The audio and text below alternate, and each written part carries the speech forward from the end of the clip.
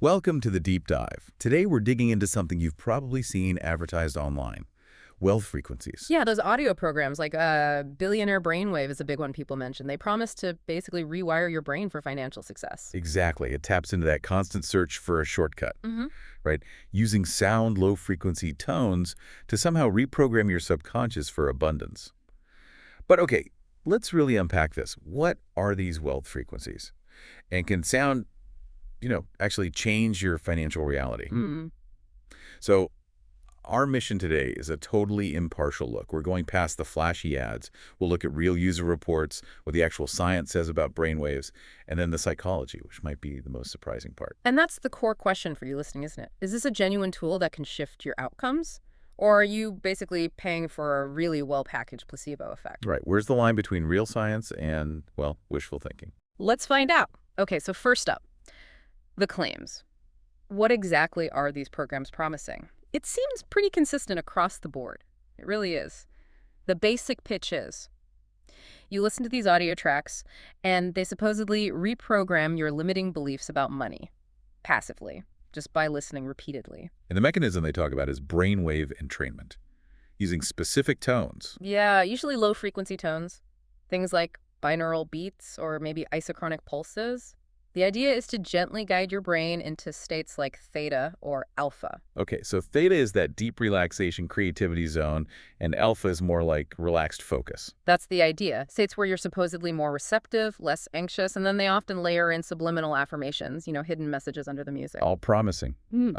Better focus, more confidence, making quicker money decisions. Essentially, yes. A kind of mental upgrade aimed squarely at your bank account. All right, so those are the claims. But what happens when actual people try these? That's where it gets Yeah. interesting, right? It really does, because the results seem to vary wildly. We looked at sort of composite user experiences, anonymized, of course, and found kind of three common patterns. Okay, pattern one. Let's call him Anil, the skeptical entrepreneur. He was feeling burnt out, decided to try it, committed to maybe 15 minutes a day. Okay. He reported sleeping better, feeling generally calmer, more decisive, and that reduced anxiety actually helped him perform better in a key client meeting. He closed the deal. Ah, so it worked. Well, here's the thing. He didn't credit the sound frequency directly with the sale.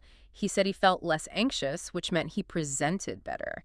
The result came from his improved performance, which was maybe helped by feeling calmer, not magic sound waves making the client sign. Okay, that makes sense. It's an indirect effect. What's the second pattern? Let's call her Maya, the hopeful side hustler. She was much more actively engaged. She didn't just listen. She paired the audio with like a habit tracker and journaling about her goals. Ah, so she built a routine around it. Exactly. And she did see results. Increased productivity, less procrastination or self-sabotage. Her gains were small but steady. She got more proposals accepted, followed through more consistently. She credited the mindset shift and the structure. Okay, structure seems important. And the third pattern? This is Rohit, the disappointed listener. He followed the instructions, listened diligently for 8 weeks, but he was totally passive about it. He kind of expected the sounds themselves to just deliver results. Nothing much changed. He concluded, and we think he's probably right, that just listening isn't enough. You actually have to do things differently, change your actions and systems to get different outcomes. So if you pull back and look at all three, the key takeaway seems to be that any reported gains like Anil's decisiveness or Maya's productivity, they're better explained by the consistent behavior triggered by using the product. Precisely. The ritual, the journaling, the focus time, that seems to be the active ingredient, much more than the specific frequency of the sound itself acting directly on, their financial destiny. Okay, so the user experiences point towards behavior change, maybe nudged by the routine. Let's get into the science then. What is actually happening in the brain with these sounds? Right, let's look under the hood. Brainwave activity is basically the rhythmic electrical buzz of your brain. We measure it in frequencies like delta for deep sleep, theta for that deep relaxation or creative state, Alpha for relaxed awareness, beta for active thinking, and gamma for really high-level processing, right? Exactly. And these programs usually aim for those alpha and theta states. The idea is to quiet the mental chatter, make you more receptive. And the tools they use are those binaural beats and isochronic tones. How do those work? In simple terms. Okay, so isochronic tones are pretty straightforward. Think of a single tone pulsing on and off at a regular rhythm, like a metronome. Your brain tends to naturally sync up with that rhythm. Got it, like tapping your foot to music. Kind of, yeah. Binaural beats are a bit more complex, actually quite fascinating. It's an auditory illusion. And Yeah. You play slightly different frequencies in each ear. Let's say 400 hertz in your left ear and 407 hertz in your right. okay. Your brain doesn't just hear those two separate tones. It perceives a third tone, a sort of pulsing beat. The difference between them in this case, 7 hertz. Whoa, so the beat isn't actually in the audio, my brain creates it. Exactly. And that 7 hertz, that falls right into the theta range, that state of deep relaxation they're often aiming for. Okay, that clarifies the mechanics. So lab studies, do they back this up? Does brainwave entrainment actually work? Yes, in the short term, the effects are definitely real. Peer-reviewed studies do show that listening to these kinds of tones can lead to measurable short-term effects like reduced anxiety, deeper relaxation, sometimes improved focus on specific tasks. Okay, so it can shift your state temporarily. It can, but, and this is really important, here's the crucial gap. While it can induce relaxation or focus briefly, there is simply no robust scientific evidence showing that specific frequencies can directly cause complex, long-term outcomes like financial wealth or fundamentally change your personality. The effects observed in labs are generally modest, and they don't last very long after you stop listening. The idea that a 7 hertz pulse, for example, directly translates into attracting abundance or making you a better investor, well, that's a huge leap the science just doesn't support right now. So the link between relaxed brain state and more money isn't direct. It's mediated by, well, everything else you do. Exactly. Your skills, your actions, market conditions, luck. Dozens of factors. And just quickly on those subliminal messages, research is really mixed. At best, they might create tiny, fleeting priming effects, but lasting change. That requires conscious effort and practice. Okay, so the direct neuro-audio link to wealth seems weak, scientifically speaking. But we still have users like Anil and Maya who did see positive changes, even as indirectly. What explains that? Right, and this is where the psychology gets really fascinating. Because even if the specific sound frequencies aren't doing the heavy lifting claimed, the act of using these programs can absolutely trigger real-world psychological effects that do impact financial outcomes. Okay, so you're saying it's not the sound frequency per se, but the process of using it. How does that work? Is it just a fancy timer, like you said, reminding them to focus? It's more than just a timer, I think. The ritual and the belief involved give it leverage. There are maybe 4 key psychological factors at play. First, and probably biggest, is the placebo effect and expectancy. Ah, the power of belief. Absolutely. If you invest time and money into something you genuinely expect will make you more confident or decisive about money, your brain can actually create those feelings. Real neurochemical changes happen. And that newfound confidence then makes you act differently, communicate better, take smarter risks. Precisely. Which, of course, can lead to better financial results. It's a self-fulfilling prophecy powered by expectation. Okay, placebo is powerful. What else? Second, habit scaffolding. That consistent 15 minutes of listening, it becomes a ritual, like a morning meditation or workout. Right, it carves out time. And rituals are powerful because they reduce decision fatigue. You don't have to decide to focus on your finances. The listening session becomes the automatic trigger, the on-ramp. It signals intent to your brain, making it easier to then transition into, say, planning your workday or making sales calls. So the audio acts like a starter pistol for productive behavior they might otherwise avoid. That's a good way to put it. Third, there's cognitive reframing. When you do achieve those calmer alpha or theta states, even briefly, the positive affirmations sometimes included might land a bit better. Your inner critic, that negative self-talk about money, might quiet down for a moment. Creating a window for a more positive outlook. Yeah, a brief window where maybe taking action feels a little less daunting. And finally, don't underestimate confirmation bias. Seeing what we want to see. Exactly, because people go in with high hopes, they're much more likely to notice and remember the times things went well, the closed deal, the accepted proposal, and attribute it to the program. They conveniently forget the weeks where nothing much happened. It inflates the perceived effectiveness. Okay, that paints a much clearer picture. It's less about magic frequencies and more about psychology, routine, and belief driving behavior. That seems to be the most plausible explanation for the positive results people report, yeah. So this brings us to the practical side. For anyone listening who's curious, maybe thinking about trying one of these, what should they look out for?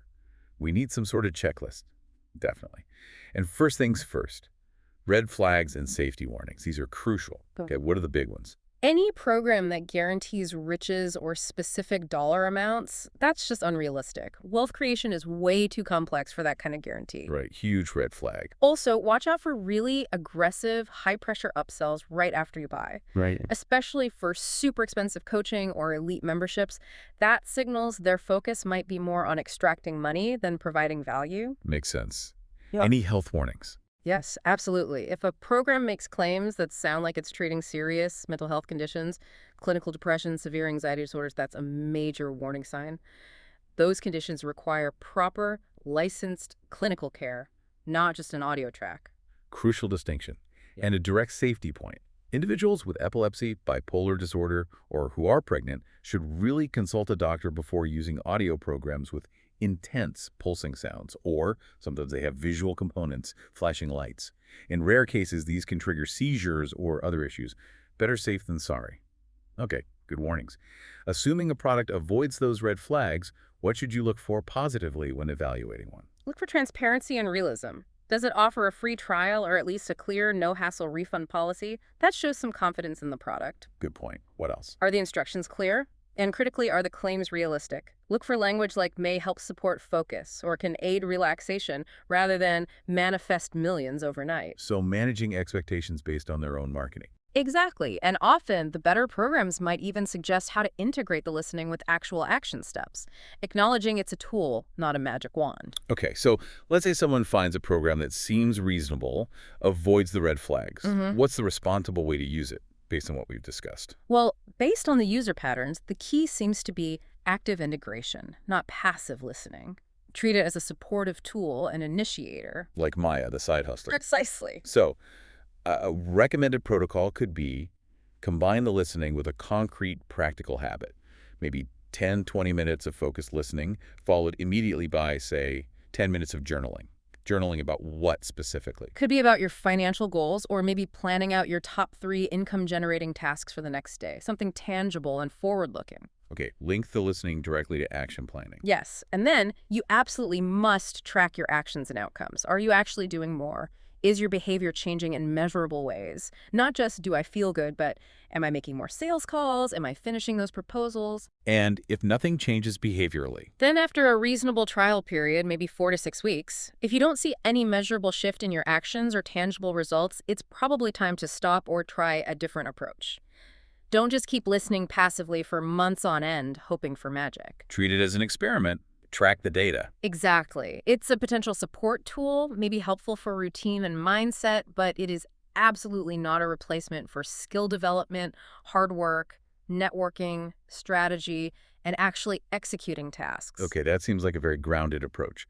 So let's try and bring this all together. What's the final verdict on wealth frequencies? Well, it's nuanced, isn't it? It seems to be. Mm. Can these programs help? Our conclusion seems to be yes, potentially, Yeah. but in modest ways. Right. They can be quite effective as a tool for building a consistent routine, maybe boosting confidence temporarily, quieting some anxiety. Which then can indirectly help you take the actions needed for financial progress. So it's an indirect facilitator, potentially. Potentially, yes. But will listening to these tracks on its own make you rich?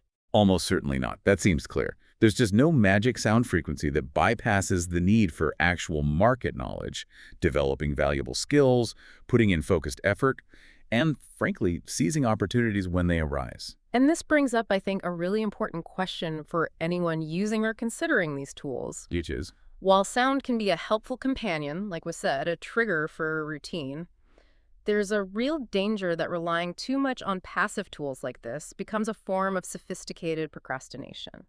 the feeling of doing something productive replaces the actual doing. Precisely.